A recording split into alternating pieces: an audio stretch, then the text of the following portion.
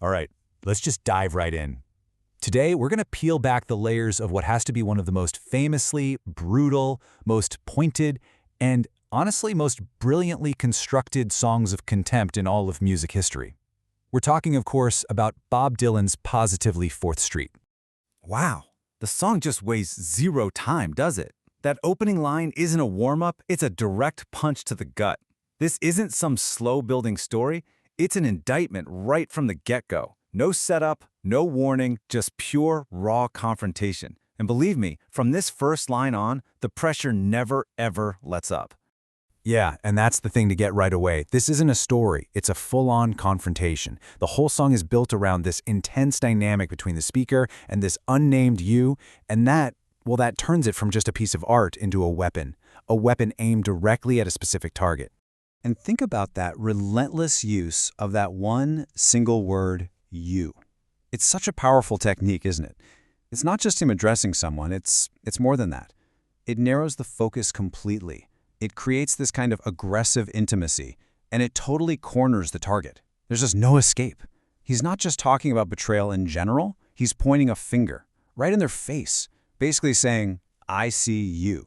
So, okay, the words are just brutal, absolutely scathing. So you'd expect the music to match, right? You're probably thinking like a sonic explosion of pure rage, but that's not what Dylan does at all. Nope. He does something way, way more interesting.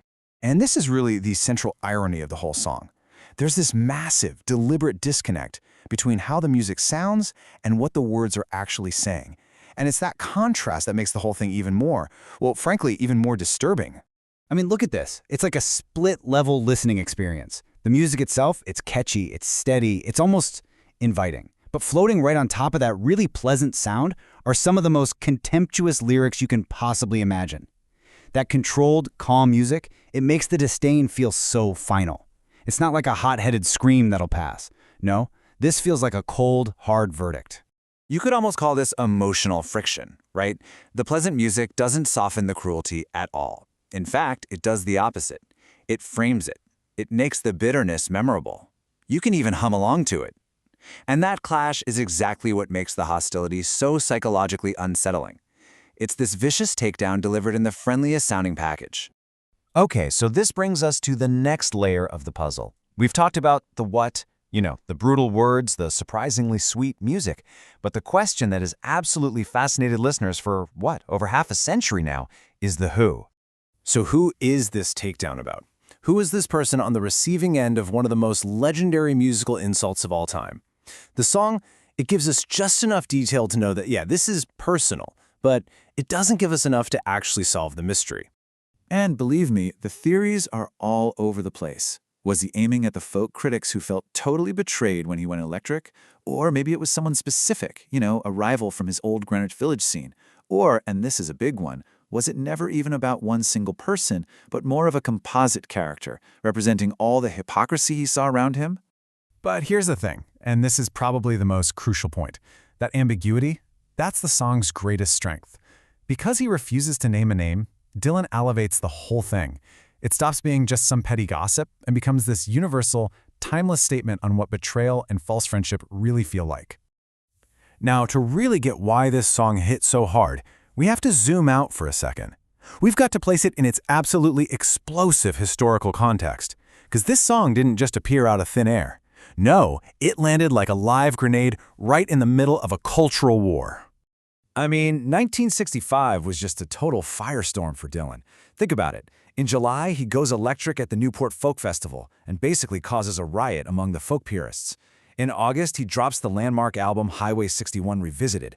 And then boom, in September, right in the middle of all this tension, he releases Positively 4th Street as a standalone single.